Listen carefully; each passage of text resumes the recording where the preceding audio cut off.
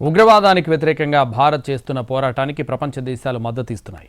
పహల్గామ్ ఘటన ఉగ్రవాదానికి పాక్ ఇస్తున్న సపోర్ట్ను ప్రపంచ దేశాల ముందు ఎండగడుతోంది భారత్. విదేశాల్లో పర్యటిస్తూ పాక్ తీరును ప్రపంచ దేశాల ముందు ఉంచుతోంది ఎంపీల బృందం. ఉగ్రవాదంపై పోరాటానికి తమకు మద్దతు ఇవ్వాలని పిలుపునిచ్చింది. వివిధ దేశాల్లోని నేతలకు, మీడియాకు, మేధావులకు మన ప్రతినిధుల బృందాలు ఆపరేషన్ సింధూర్ గురించి వివరిస్తున్నాయి. ఫ్రాన్స్, కువైట్, దక్షిణ కొరియా, ఖతార్, స్లోవేనియా, గయానాల్లో పర్యటించిన బృందాలు అక్కడి నేతలకు, ఉగ్రవాద గ్రూపులకు పాకిస్తాన్ అందిస్తున్న సహకారం గురించి వివరించాయి. తాజాగా సౌదీలో పర్యటించింది మరో ఎంపీల బృందం.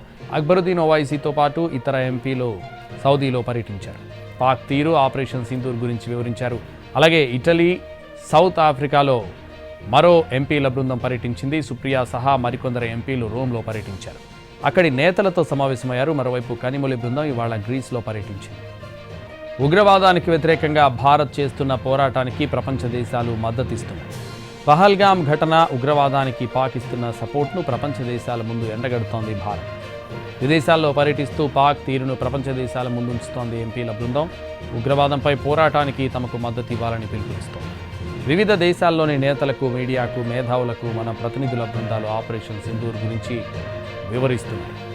ఫ్రాన్స్, కువైట్, దక్షిణ కొరియా, ఖతార్, స్లోవేనియా, గయానాల్లో పర్యటించిన బృందాలు అక్కడి నేతలకు, ఉగ్రవాద గ్రూపులకు పాకిస్తాన్ అందిస్తున్న సహకారం గురించి వివరించాయి.